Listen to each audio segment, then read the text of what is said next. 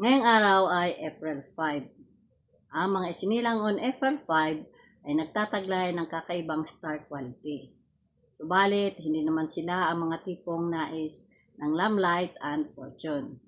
Dahil para sa kanila, ang satisfaction of rewards ay nakasalalay sa trabaho mismo nilang isinagawa.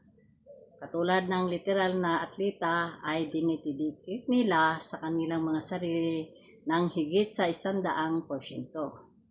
Ang kanilang goal sa buhay ay ang patuloy na matuto, mag-improve, at ang mag-strive para sa kanilang personal best.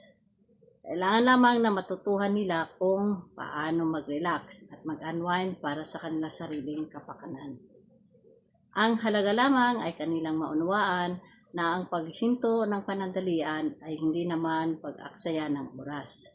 Bagkus ay isang malaking ganansya pa para sa inyo. Dahil ang pansamantalang paghinto sa inyong ginagawa ay makakapag-refresh ng inyong isipan at gagawin pa kayong higit na produktibo.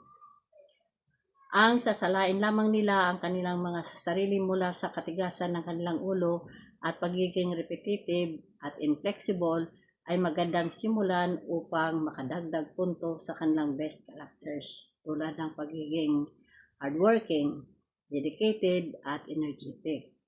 With the power tools, I take time to renew myself in silence.